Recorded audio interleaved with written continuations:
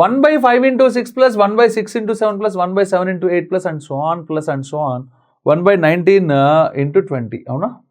Okay good. మరి ఇక్కడ difference ఎంత ఉంది? 1 ఉంది. అవునా కాదా? ఫార్ములాగా అయినా నేను మీకు చెప్పాను ఆల్రెడీ ఎక్సైజ్లో. ఆ ఫార్ములాకి ఎప్పుడు ఇబ్బందులు వస్తాయో కూడా చూపించాను కాబట్టి నేనైతే కన్వెన్షనలే చేస్తున్నాను. ఓకేనా? దీని ఏం రాయాలమ్మా? 1/5 minus 1/6. అవునా కాదా? కౌంటర్ ట్రై చేయండి. 6 minus 5 అంటే 1/5 into 6 సరిపోయింది.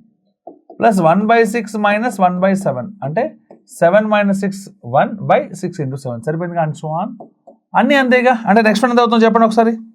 నెక్స్ట్ వన్ ఎంత అవుతుందమ్మా? 1/7 minus 1/8. అవునా కాదా? Plus and so on. Last one అమ్మా 1/19 minus 1/20. అవునా కాదా? Okay good. సో ఇప్పుడు దీని వాల్యూ కావాలి అంటే ఏమైనా క్యాన్సిల్ అవుతాయని చూడండి. సార్ చూడగానే నాకు అర్థమైపోయింది సార్, వీళ్ళిద్దరు క్యాన్సిల్ అయిపోతారు, మైనస్ ప్లస్. వీళ్ళిద్దరు క్యాన్సిల్ అయిపోతారు, మైనస్ ప్లస్. వీళ్ళిద్దరు క్యాన్సిల్ అయిపోతారు, వీళ్ళిద్దరు క్యాన్సిల్ అయిపోతారు. అంటే చర్చ వరకు మిగిలేదు 1/5 minus 1/20. ఎల్సిఎం కట్టినా ఓకే. ఇక్కడ 20 ఉంది కాబట్టి ఇక్కడ 20 తెచ్చుకోవాలి కాబట్టి 4తో మల్టిప్లై చేయాలి. అవునా కాదు? ఇక్కడ 20 ఉంది కదా, ఇక్కడ 20 రావాలంటే 4తో మల్టిప్లై చేయాలి. అంటే న్యూమరేటర్ని డినామినేటర్ని రెండింటిని 4తో మల్టిప్లై చేస్తే ఇది 4/20 minus 1/20. అంటే ఆన్సర్ ఇస్ హౌ మచ్? 3/20. అంటే నా option ma'am B is the answer. Answer ఏంటమ్మా? బి.